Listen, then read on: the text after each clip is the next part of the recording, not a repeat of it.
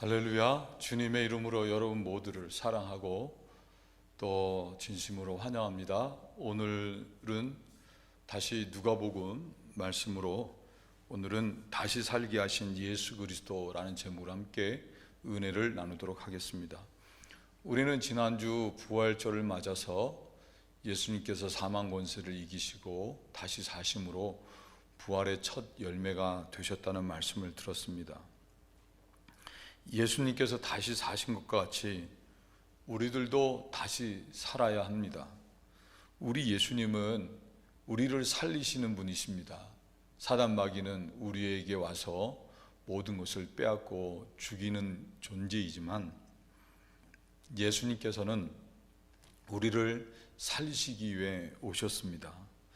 우리가 그런 예수님으로 말미암아 다시 살아 이 땅에서부터 새 생명의 기쁨과 또 어둠을 이기는 능력을 경험하고 마침내 천국에서 당당히 눈을 뜰 수 있어야 하는 것입니다. 오늘 본문의 말씀은 죽었던 과부의 아들이 다시 사는 것을 통해 우리들이 어떻게 다시 사는가 하는 것에 대한 말씀입니다. 백부장의 종을 살게 하신 예수님께서는 제자들과 많은 무리들과 함께 나인성에 가셨습니다. 나인이라고 하는 지명의 뜻은 기쁨이라고 하는 뜻입니다.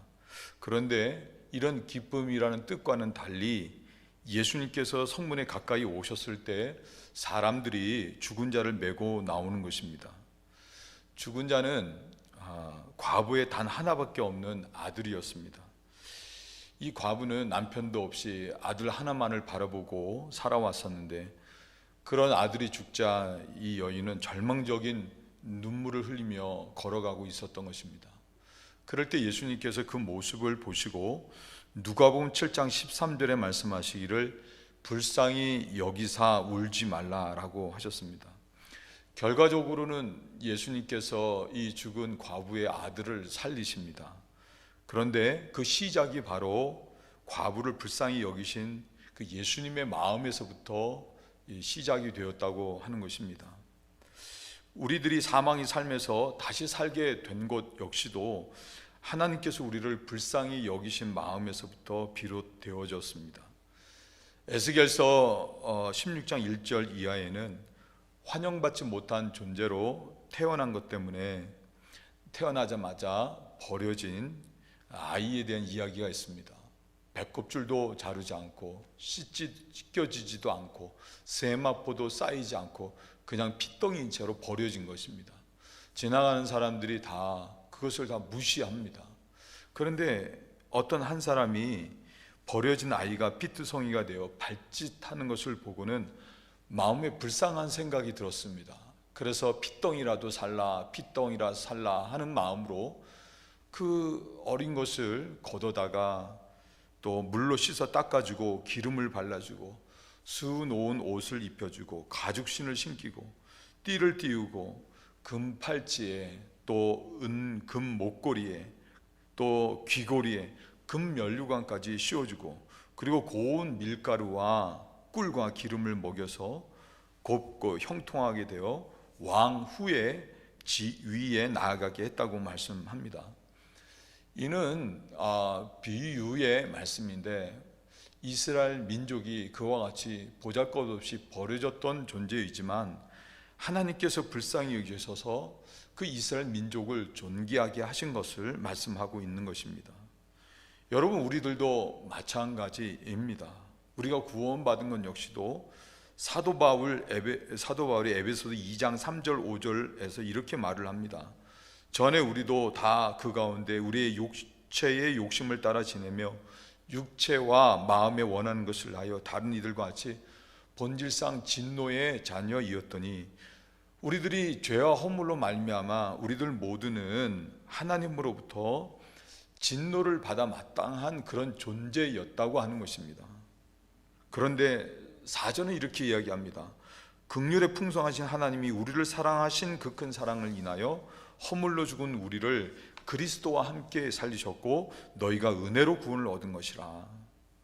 하나님께서는 그런 우리를 불쌍히 여기시고 또 그 사랑으로 말미암아 우리들 모두가 그 은혜를 입어서 구원을 얻게 됐다고 말씀합니다.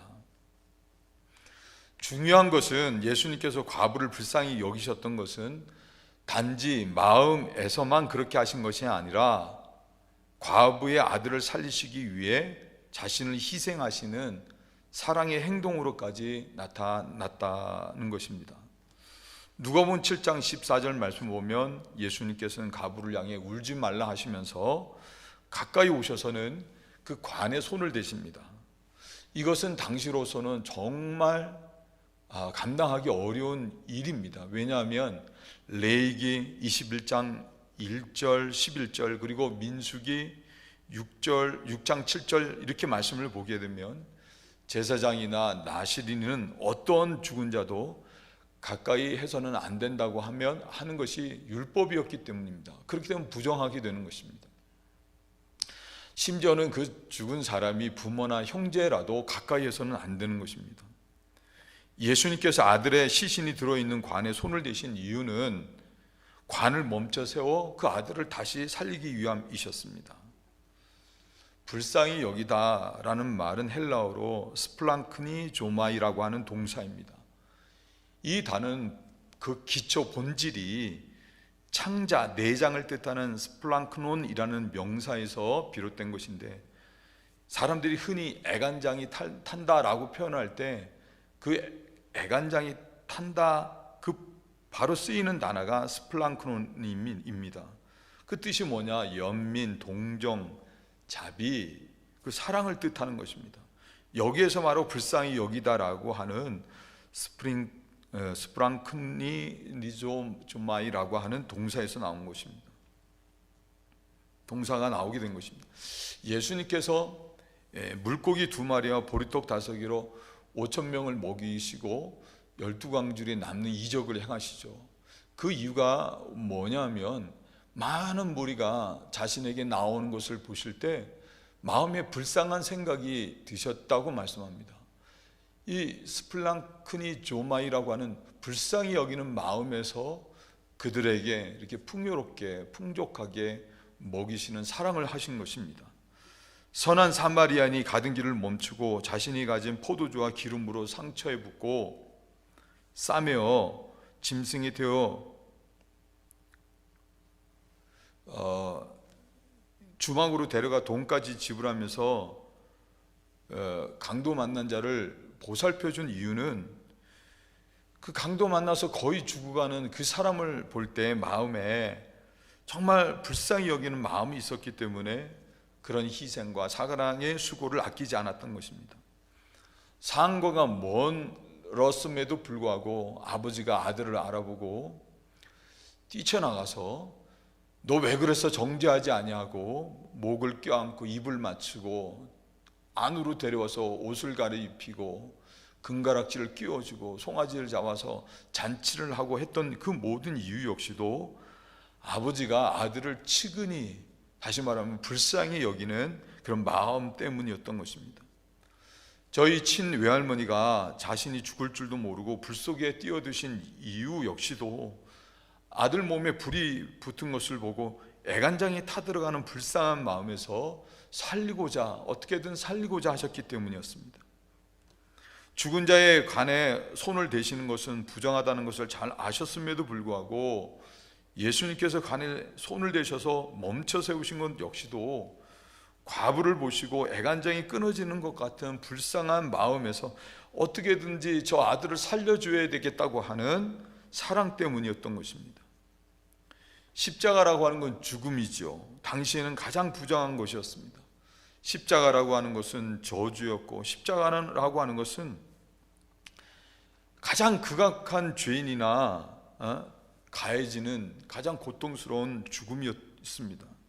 그럼에도 불구하고 아무런 죄가 없으셨던 예수님께서 우리의 죄를 대신 짊어지시듯이 십자가를 대신 짊어지시고 우리를 대신해서 십자가에 못 박혀 죽으시듯이 십자가에 못 박혀 죽으신 이유는 죄로 말미암아 죽을 수밖에 없었던 우리들을 보실 때 너무나도 불쌍한 마음이 드셔서, 그래서 대신 자신이 십자가를 지시는 사랑을 보여주신 것입니다. 영성 작가 브레넌 매닝이 그의 아내 로즐린과 함께 뉴올리언스의 프랑스 구역에 갔을 때의 일입니다. 20대 초반의 한 여성이 꽃다발을 들고 있다가 이분들을 보자 가까이 다가와서는 꽃을 꽂아주면서 자신의 종교 단체에 도네이션을 좀 해줄 수 있겠느냐고 했습니다. 무슨 단체냐고 물었더니 통일교라고 했습니다. 아, 통일교 신자군요. 문선명 씨가 교주이지요? 네. 통일교는 예수님과는 거리가 먼 완전히 사이비 종교 단체입니다. 이 젊은 여성은 잘못된 교주에게 쇠뇌를 당한 나약한 그런 사람이라고 할 수 있죠. 그런 자매를 보고 브레넌 매닝이 말을 합니다. 자매님, 해드릴 말이 있습니다. 자신의 양심에 이렇게 충직하고 성실하니 참 대단하십니다. 그리스도인 모두에게 도전이 됩니다. 이렇게 말할 때 매닝의 아내 로즐린이 그 자매를 두 팔로 이렇게 끌어다가 가만히 가슴에 품에 이렇게 안았습니다. 매닝이 그런 두 분을 또 이렇게 함께 이렇게 끌어 안았습니다. 그러자 자매가 물었습니다. 크리스천이세요? 예. 순간 자매가 눈에서 눈물을 흘렸어요. 그리고는 이런 말을 합니다. 오늘 여기 나온 지 8시간이나 됐습니다. 저를 친절히 대해준 크리스천은 두 분이 처음입니다. 다른 사람들은 나를 경멸의 눈빛으로 쳐다보거나 내가 귀신이 씌었다고 소리치곤 했습니다. 심지어 어떤 여인은 성경책으로 저를 치고 가기도 했습니다. 세상은 이렇게 조금만 잘못이 있어도 용서가 없고 정죄합니다. 예수님께서는 사회적으로 무시당할 수 있는 어부나 병든 사람들만 가까이 하신 것이 아닙니다. 그것만 해도 대단한 일인데 예수님께서는 어부 정도가 아니라 사람들로부터 도둑이란 소리를 듣는 세리들과 또 사람들로부터 손가락질 받는 창기들과 함께 하셨습니다. 사람들은 그런 예수님을 가리켜서 아예 별명이 죄인들의 친구라고까지 이야기를 했습니다. 세상에 일부러 죄인을 친구로 삼아 사는 사람이 얼마나 있겠습니까? 다들 지위가 높고 가진 것이 많은 사람들, 그런 사람들 가까이 지내려고 하지 않겠습니까? 그런데 더 놀라운 것은 예수님께서는 사도 바울이 로마서 5장 8절에서 말하기를 우리가 아직 죄인 되었을 때 그리스도께서 우리를 위하여 죽으심으로 하나님께서 우리에게 대한 자신의 사랑을 확증하셨다고 말씀을 했습니다. 예수님께서는 죄인들을 친구로 삼으셨을 뿐만 아니라 그런 죄인들을 불쌍히 여기시고 사랑하셔서 죄의 사망에서 구원하시기 위해 대신 채찍질 당하시고 자신의 단 하나밖에 없는 생명을 십자가에 내어주신 것입니다. 예수님께서는 요한복음 15장 13절에 사람이 친구를 위하여 자기 목숨을 버리면 이에서 더 큰 사랑은 없다라고 했습니다. 예수님은 죄인된 우리들을 위해 사람이 할 수 있는 최고의 사랑을 베풀어 주신 것입니다. 오늘날의 사랑이라고 하는 것은 너무나 조건적이고 제한적인 경우가 많습니다. 자기 뜻에 맞지 않게 되면 금세 포기하고 또 어느 정도까지는 인정하지만 그 이상이 되게 되면 거기서 그치는 것이 오늘날의 사랑의 모습입니다. 그렇지만 예수님께서 우리를 사랑하신 사랑은 어떤 조건도 없고 제한도 없고 어느 책 제목을 보니까 사랑은 스스로 지치지 않는다고 한 것처럼 끊임없이 우리를 향해 지치지 않는 그런 사랑, 그것이 예수님이 우리를 위해서 하고 있는 사랑이신 것입니다. 여러분, 죽었던 과부의 아들이 어떻게 살아났습니까? 아무런 이유 없이, 아무런 제한 없이 그저 사랑하셔서 있는 모습 그대로의 나 자신을 받아주시고 자신의 생명을 주시기까지 하신 이 예수님의 사랑이 가슴에 들려질 때 그 사람은 다시 사는 것입니다. 관에 손을 대신 예수님께서 누가복음 7장 14절에 후반부에 죽은 청년을 향해 이렇게 말씀을 합니다. 예수께서 가라사대 청년아 내가 네게 말하노니 일어나라 일어나라. 그랬더니 놀랍게도 누가복음 7장 15절에 죽었던 자가 일어앉고 말도 하거늘라고 했습니다. 죽었던 이 과부의 아들이 다시 살게 된 것입니다. 죽었던 과부의 아들이 예수님께서 청년아 내가 네게 말하노니 일어나라, 이 말에 일어났다고 하는 것입니다. 마찬가지입니다. 우리의 영이 아무리 죽어 있다고 해도 일어나라 하는 주님의 음성을 듣게 되면 다 사는 것입니다. 여러분 믿으시길 바랍니다. 회당장 야이로의 딸도 죽은 것 때문에 사람들 모두가 헌화했다고 하는 것처럼 통곡하며 소란이 일어났습니다. 예수님께서는 그런 모습을 보시고 조용히 하라, 소녀는 죽은 것이 아니라 잔다 하시면서 아이의 부모와 세 제자를 데리고 들어가셔서는 아이의 손을 잡고 달리다금 하셨습니다. 달리다금은 소녀야 일어나라 라고 하는 뜻입니다. 소녀야 일어나라 라고 하자 놀랍게도 죽었던 아이가 그 소리를 듣고는 곧 일어나 걷게 됐습니다.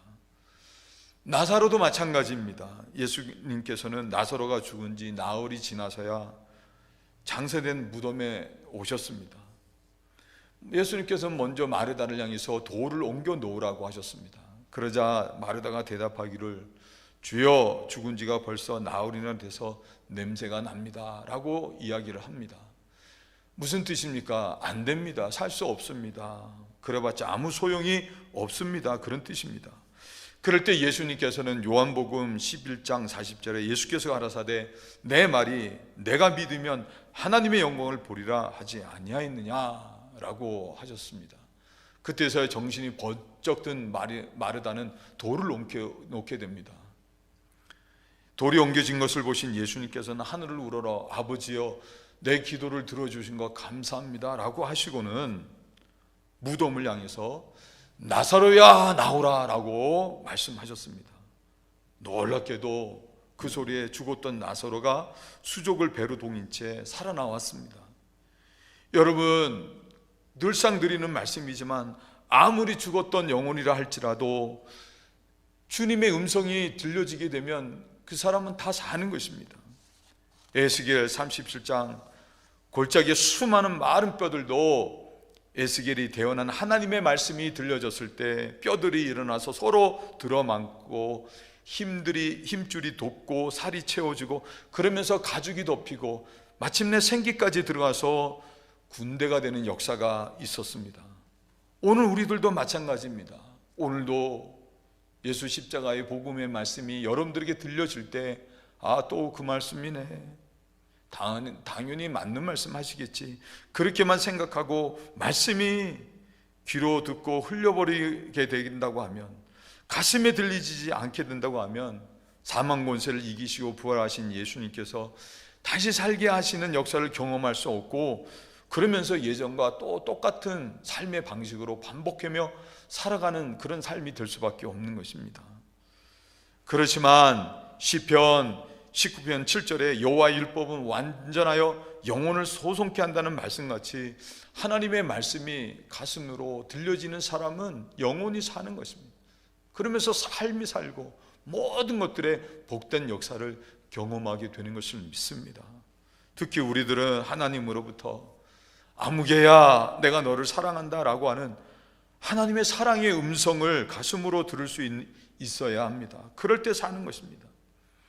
여러분 삶이라는 것 다른 게 아니지 않습니까? 아무리 죽자 살자 싸우다가도 여보 내가 미안해, 내가 잘못해서, 그럴 때 모든 것들이 다 해결되는 그런 일이 일어나는 게 아니겠습니까? 비행 청소년들의 삶을 바꾸는 것을 위해 애를 쓰고 있는 천종호라고 하는 대구지방 부장판사, 유명하시죠? 이분이 아니야 우리가 미안하다라는 책에 이런 글을 쓰셨습니다. 무엇이 그리 죄송하더냐, 무책임한 부모 밑에서 태어난 게 내 죄가 아닌데 꿈 많은 소녀의 소원이 겨우 가족이 모여 밥 한 끼 먹는 것이라는데 그 작은 소원조차 들어주지 못하는 부모를 원망조차 할 줄 모르는 여린 너의 마음이 무슨 죄가 있느냐. 사과해야 할 사람은 내가 아니라 오히려 우리 어른들이란다. 오히려 우리가 미안하다. 외로운 내가 방황할 때 따뜻한 말 한마디 건네지 않은 우리가, 어린 내가 죽고 싶을 만큼 힘들어할 때 손 내밀어 주지 못한 우리가, 너에게 좋은 환경을 만들어 주지 못한 우리가. 법정에서 그동안에 자식을 향해서 잔소리만 하고 너는 안 돼, 부정적인 소리만 말만 하고 욕만 하고 그랬던 부모가 이 판사님이 시키는 거예요. 그런 자식 앞에 무릎을 꿇고 용서를 해달라고, 그리고 사랑한다고 그런 말을 하라고 합니다. 그 순간에 법정 안이 완전히 울음바다가 되는 것을 이 판사님이 수도 없이 그 광경을 목격했다고 했습니다. 미안해 혹은 사랑해, 이 한마디가 사람을 살게 하는 것입니다. 요즘 가수 윤상 씨에 발굴되어서 10년 동안 가수 활동을 하다가 지금은 뉴욕에서 변호사가 되어 14년째 활동하고 있는 이소은이라는 분이 화제입니다. 언니 이소연 씨는 줄리어드 음대의 교수님이시라고 합니다. 변호사 이소은 씨는 자신이 지금까지 나름 열심히 살 수 있었던 거에는 아빠의 한마디 말 때문이라고 했습니다. 이소은 씨가 가수 활동을 그만두고 변호사가 되기 위해서 그 어렵다고 하는 로스쿨에 입학을 했습니다. 그리고 6주 뒤에 처음 학교에 입학해서 시험을 봤는데 학생들 가운데서 가장 낮은 점수를 받은 것입니다. 그것 때문에 엉엉 울었어요. 내가 이렇게 힘들게 로스쿨에 들어왔는데 이러려고 내가 여기에 들어왔는가, 내가 이렇게 능력이 없는 사람인가 하면서 펑펑 울었던 것입니다. 절망감이 밀려왔습니다. 그런데 그런 절망감에서 자신을 일으켜 세워준 것은 그 다음날 아빠 이규천 씨로부터 온 그 메일, 전자메일에 적힌 말 때문이었습니다. 거기 이렇게 쓰여 있었습니다. 많이 자존심 상하겠지만 잊어버려. 아빠는 너의 전부를 사랑하지 내가 잘할 때만 너를 사랑하는 게 아니야. 아빠는 너의 전부를 사랑하지 내가 잘할 때만 너를 사랑하는 게 아니야. 이 말 한마디 말에 이소은 씨는 다시 또 펑펑 울고는 이를 악물고 공부를 해서 지금의 국제 변호사가 됐다고 말씀합니다. 저와 여러분들을 향한 하나님의 마음도 마찬가지십니다.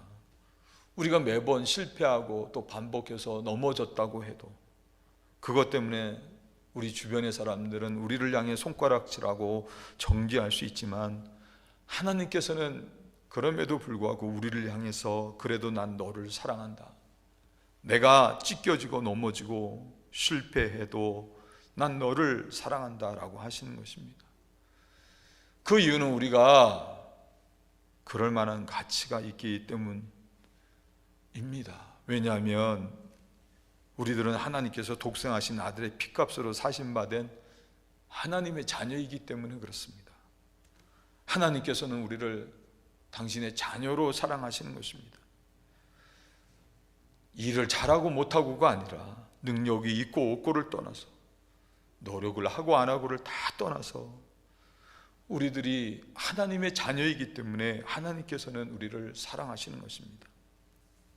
사단 마귀는 삶을 번잡하게 하고 사람들에게 이리 치고 저리 치는 여러 일들이 있게 해서 우리들로 하여금 나 자신 하나님의 사랑받는 자녀라는 것을 잊어버리고 살게 합니다. 그래서 자기 욕심을 따라 행하게 해서 사망을 당하게 하는 것입니다. 헨리 나우에는 이런 말을 했습니다. 필요한 것은 내 매일의 실존에 평범한 장에서 사랑받는 자가 되는 것, 그리고 내가 아는 나와 일상생활의 수많은 구체적 현실 사이에 존재하는 갭을 조금씩 좁혀가는 것이다. 사랑받는 자가 된다는 것은 위로부터 계시된 진리를 사실 시시각각 내 평범한 생각과 말과 행동 속으로 끌어들이는 것이다 라고 했습니다. 나 자신 하나님의 사랑받는 자라고 하는 것을 알고 현실 세계에 그 갭을 줄여나가는 것이 사는 것입니다. 이를 위해서 시시각각 우리는 가슴으로 사랑하는 아무개야, 내가 너를 사랑한다고 하시는 하나님의 음성을 내 삶 속으로 끌어들일 수 있어야 하는 것입니다. 에드워드 패럴이라고 하는 신부님이 자신의 하나뿐인 삼촌의 80번째 생일을 맞아서 함께 했습니다. 두 사람이 이른 아침 이렇게 호숫가에 나가서 이제 떠오르는 해를 보는데 갑자기 이 80이 된 삼촌이 펄쩍펄쩍 뛰면서 내려가는 것입니다. 빛을 발할 듯한 밝은 얼굴로 이 80의 노인이 귀 밑까지 활짝 웃고 있었습니다. 그러자 페롤 신부가 물었어요. 시모스 삼촌, 정말 행복해 보입니다. 행복하다. 이유를 말해 주시겠습니까? 삼촌이 대답했습니다. 아바가 나를 아주 좋아하신단다. 삼촌이 말한 아바라고 하는 것은 아바 아버지, 곧 우리 하나님을 가리키는 것입니다. 삼촌은 80에 이르기까지 항상 하나님께서 자신을 좋아하신다는 말을 믿기에 그렇게 행복했던 것입니다.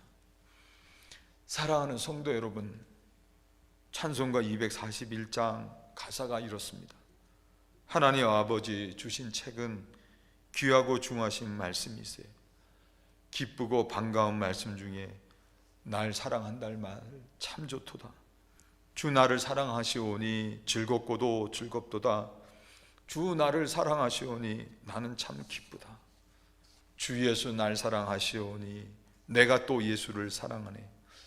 날 구해 주시려 내려오사 십자가 위에서 죽으셨네. 주 나를 사랑하시오니 즐겁고도 즐겁도다. 주 나를 사랑하시오니 나는 참 기쁘다.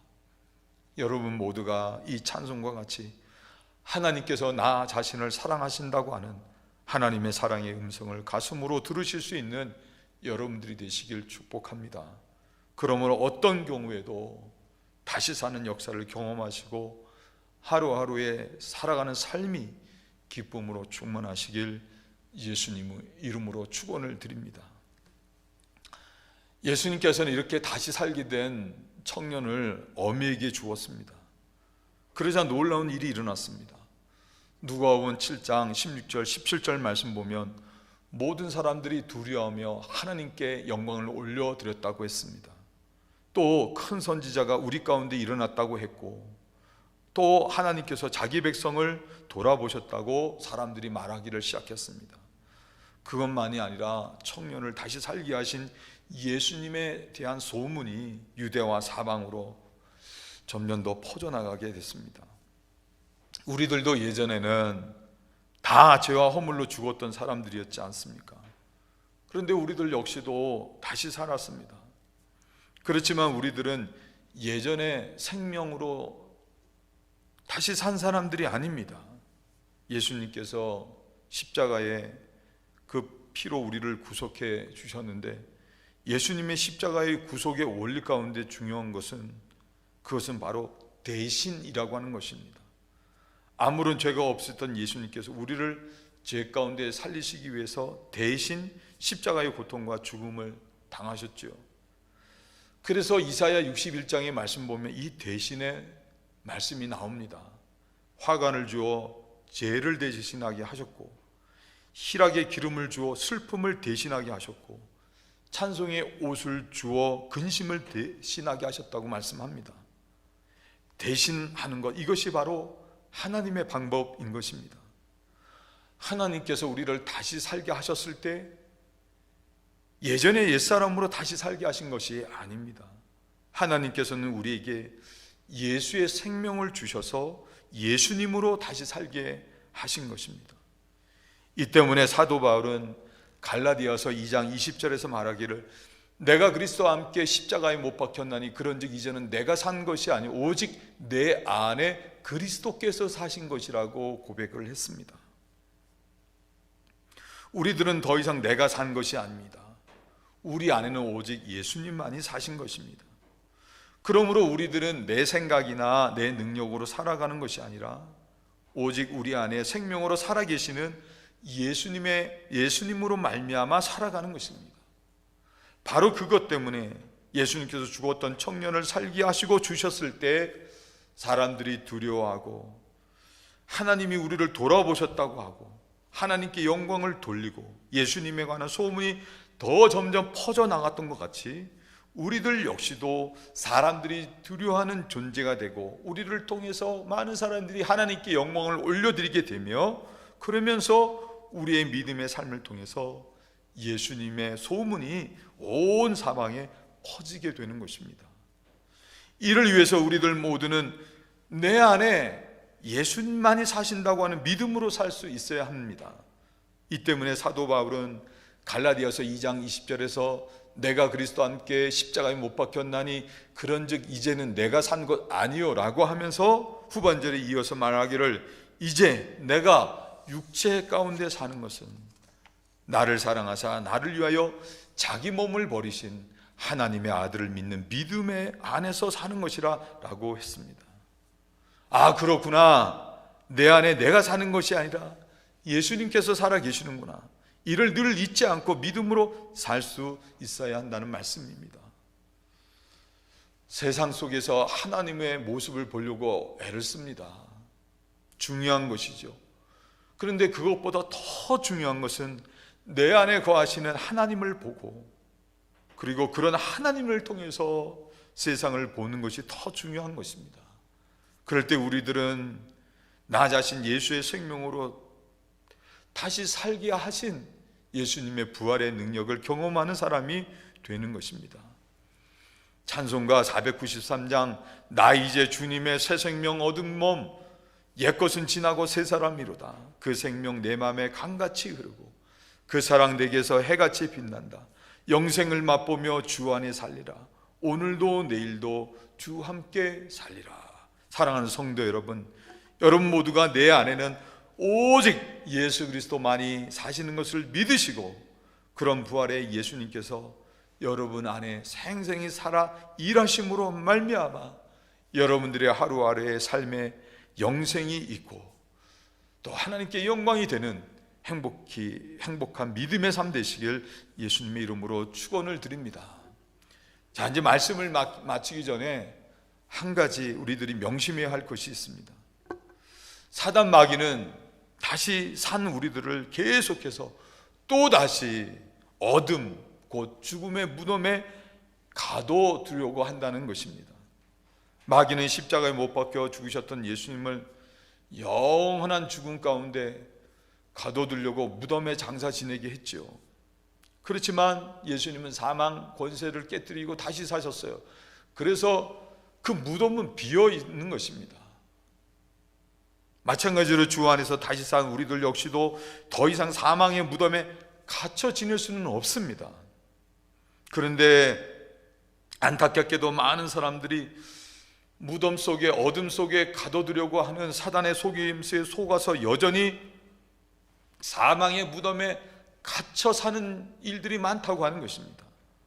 어떤 이들은 남과 나 자신을 비교해서 열등감이라고 하는 그 무덤에 갇혀 지내기도 하고 또 어떤 사람은 자존감을 잃어버려서 절망과 낙심이라는 무덤에 갇혀 살기도 하고 또 어떤 사람은 과거의 무덤에 갇혀서 과거에 때문에 현재에 대한 일들을 부정적인 그런 무덤에 갇혀 살기도 하고 또 어떤 이들은 미움이라고 하는 무덤에 갇혀 살기도 하고 또 어떤 이들은 자기밖에 모르는 이기주의의 무덤에 갇혀 살기도 하고 또 어떤 이들은 세상의 각종 쾌락과 욕심의 무덤에 갇혀 살기도 하고 또 어떤 사람들은 반복된 중독의 무덤에 갇혀 살기도 하는 거예요.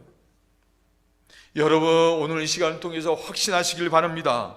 예수님께서는 그런 모든 사망의 무덤에서 우리를 이미 건져내셨습니다. 무덤이 비워진 것입니다. 그러므로 더 이상 무덤에 머물러서도 안 되고 사단 마귀가 내 자신을 또다시 무덤에 가둬두려고 할 때 청년아 일어나라! 이 말씀에 죽음에서 일어난 청년같이 우리들도 하나님께서 나를 사랑하신다고 하는 음성을 듣고 과감하게 나사로와 같이 붕대를 칭칭 동요맨 채라도 무덤에서 나와야 하는 줄 믿습니다. 저 어릴 때 말갈량이 삐삐 TV에서 본 적이 있는데 이 말갈량이 삐삐의 작가 스웨덴의 아스트리드 린드그렌이라고 하는 분이 문학가이십니다. 초기 인생을 그린 비커밍 아스트리드라고 하는 영화가 있습니다. 이분은 1920년대 초 스웨덴 시골의 가난한 가정에서 자랐는데 10대 때 글솜씨가 좋은 것을 인정받아서 지역 신문사에 인턴으로 일을 하게 됩니다. 그러다가 부인과 별거 중인 그 편집장과 사랑에 빠져서 임신을 하게 되는데, 당시 미혼모에 대한 사회적인 인습 때문에 아스트리드는 아이를 스웨덴에서 낳을 수가 없어서 덴마크로 가서 출산하고, 또 아이도 거기서 이렇게 양육될 수 있도록 맡기게 됩니다. 어린 나이에 이게 아이를 출산하게 됐으니 이 아스트리드 얼마나 힘든 인생이 이겠습니까? 보수적인 보수 사상, 비난만 했지 도움을 주는 일이 없는 것입니다. 그런 보수적인 사회의 폭력에 맞닥뜨리면서도 이 아스트리드는 일을 하면서 싱글맘으로 당당하게 아이를 키워낸다는 그런 영화입니다. 근데 중요한 것은 영화의 마지막 부분에 어린아이가 이렇게 노래하는 노래 소리가 들립니다. 그러면서 영화가 끝나는데 그 노래 가사가 이렇습니다. Take a leap, just dare to take a leap through the darkness into the light. Live your life, enjoy it, face the storm winds down with a scream. Take a leap, just dare to take a leap through death into life. Live your life, take a step forward. 해석하면 이렇습니다. 도약해, 그냥 도약해. 어둠을 뚫고 빛으로 너의 인생을 살아, 즐겨. 비명과 더불어 폭풍을 만나도 도약해, 그냥 도약해. 죽음을 뚫고 생명으로 너의 인생을 살아. 앞으로 내 발을 내디뎌. 어둠이나 죽음이 너를 막아서고 가두려고 해도 너는 그것을 뚫고 도약하라는 것입니다.